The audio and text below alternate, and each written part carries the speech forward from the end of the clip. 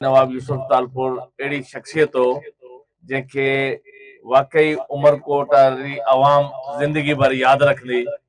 त जेको पीरी में बि हली न सघंदो पर व्हील चेयर ते असेंबली में वञी कुंडरी जी आवाम जी ॻाल्हि कंदो त हिते पाणी कोन्हे, हिते रोड कोन्हे, हिते रस्ता कोन्हे। इहा बि असांजे लाइ फ़ख्र जी ॻाल्हि आहे। बेशक मूं वाइदो कयो आहे हिते पाणी जी लाइन जो, जंहिंजे लाइ हुन 14 करोड़ रुपया असांखे ॾेई वियो त हिते पाणी जी लाइन विछाइजो। हुनजो टेंडर थी वियो, इंशाल्लाह तव्हांखे असीं करे ॾींदासीं। नवाब यूसुफ तालपुर ऐं नवाब तैमूर तालपुर उहो फैमिली आहे जेको सखर मां, हैदराबाद मां, लाड़काणे मां माण्हू जॾहिं था मटनि था, असांजे शहर खे जी ॾिसनि था त पोइ चवनि था वञ सिंध में ही शहर आहे छा? त अहिड़ा रोड, अहिड़ा रस्ता, अहिड़ा कॉलोनियूं भलियूं करे ठहियल। नवाब यूसुफ जेको टेलनि में पाणी पुॼायो, उन करे असांजूं मंडियूं आबाद आहिनि, असांजूं दुकानूं आबाद आहिनि, असांजा रोज़गार हिते थिए पियो। ही क्रेडिट नवाब यूसुफ तालपुर खे वेंदो। हाणे हुनजी घरवारी असांजी वालदा बीठी आहे ऐं हुनजो कर्ज़ असां ते आहे।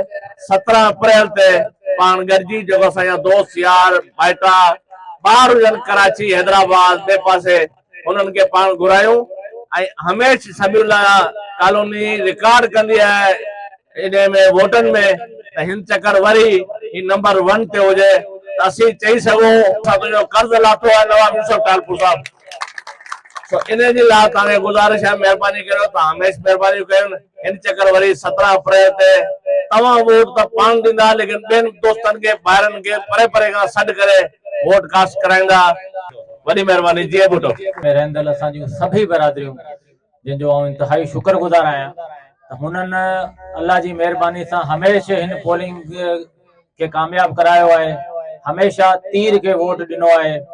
ऐं हिन भेरे बि हाणे इलेक्शन ही बाय इलेक्शन अव्हांखे ख़बर आहे कि आउं सिर्फ़ कोन थो चवां कि सॼे पाकिस्तान में हिन बाय इलेक्शन जी ॻाल्हि पई थिए, छाकाणि असांजो चेयरमैन बिलावल भुट्टो साहब जेको आहे अव्हांखे ख़बर आहे उहो चए पियो त ही कंहिंजो इलेक्शन आहे।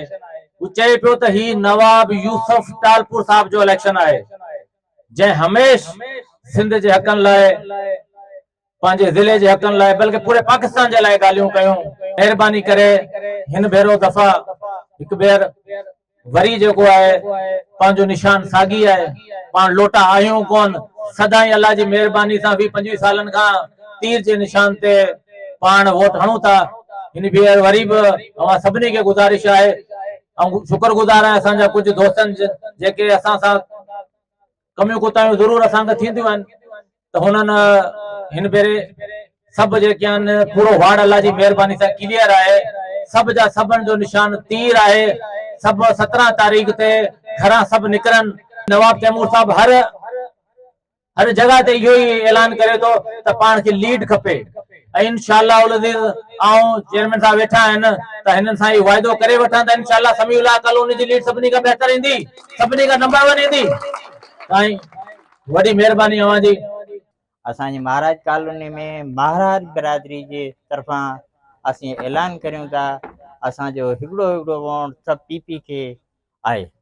ऐं असांजी बिरादरी खां अलावा असांजी महाराज कॉलोनी जेके बि महाराज रहनि था माण्हू, खासकेली आहिनि, मंगनियार आहिनि, असांजे पाड़े में जेको बि आहिनि, सभु पीपल पार्टी के वोट ॾियण लाइ सभु तैयार हैं। देखो मसला ये है कि हमें कोई भी मसला होता है, थोड़ा हो, छोटा हो, बड़ा हो, तो हमें यही होना चाहिए कि जो हमारे नज़दीक तरीन है, जो भी दोस्त हैं, उनसे रब्ता करें, ठीक है ना। अभी हम 5 साल इंतज़ार करते रहते हैं वो कि जब मतलब कि उनको टाइम होता है, जब उनको वोटिंग का टाइम होता है तो वो हमसे रब्ता करते हैं, दूसरी पार्टी वाले, नहीं तो कोई पूछता ही नहीं है। आप सब लोग इस चीज़ के गवाह भी हैं, आप लोगों को पता भी होना चाहिए।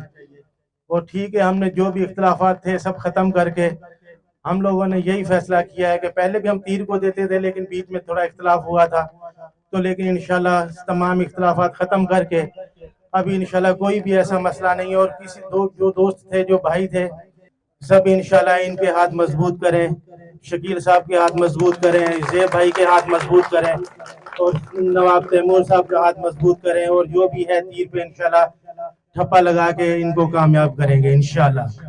इलेक्शन जो टाइम हले पियो अॻु बि हिन वार्ड अक्सरियत सां जेका असां पूरे कुंडली शहर में अक्सरियत सां खटायो आहे हाणे बि असां जेका असां पंहिंजे हिन वार्ड जे सभिनी दोस्तनि भाइरनि खे अपील था करियूं हिन दफ़े उन खां बि वधीक जेका असां सभा टालपुर साहिब खे वोट ॾेई ऐं इलेक्शन में कामयाब कंदा आवाम ताईं पहुचाईंदा।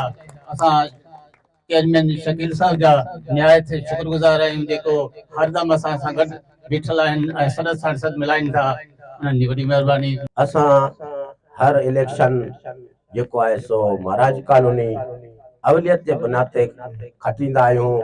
वरी बि असां जेको आहे सो वचन ॾियूं था हिननि खे त असीं पीपल्स पार्टी खे अदी मोहतरमा सभा टालपुर खे असीं 17 तारीख़ कामयाब करे मुकमल असीं कामयाब कराईंदासीं।